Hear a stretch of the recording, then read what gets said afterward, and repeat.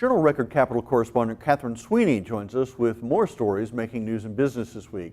Catherine, thanks for joining us. Thank you for having me. A deal has been reached to end a price-fixing lawsuit against Chesapeake Energy and Tom Ward, the former head of Sandridge Energy. What's involved here?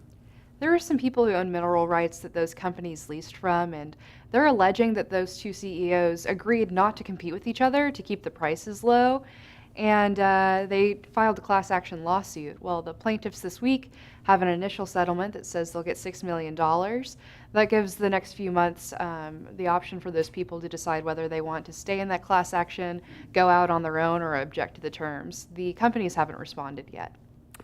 TIFs are becoming increasingly popular across the state. If you could, please first give us a quick explanation of what a TIF is and how much tax money is now involved. So TIF stands for tax increment financing, and it's a kind of district that can exist within a city. So the idea is they take their property taxes and still pay them, but that goes to investments in the districts instead of where it would go otherwise, like a school district or the county. For fiscal 2017, which ended in June of last year, TIFs took in $539 million. That's about 10 times as much as they took in just 3 years ago. Is there a new oil patch in eastern Oklahoma? Well, some people think so. They're calling it the Arkoma Basin or the Arkoma Stack. It's in Pittsburgh and Hughes counties.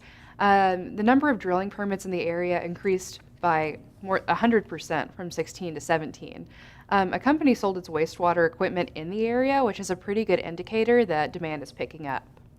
Oklahoma farmers and ranchers are looking for financial help now due to the president's tariffs. What's the latest?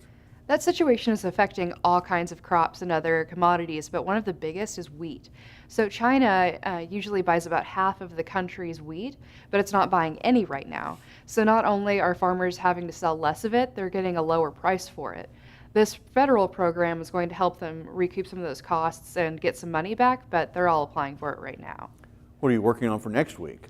I am looking at Oklahoma's parole rates. So Oklahoma actually has the largest prison population in the country, and some studies are indicating that some of that could be because Oklahoma doesn't use its parole very often. We'll look forward to that. Catherine Sweeney from the Journal Record, thanks for joining us. Thank you for having me.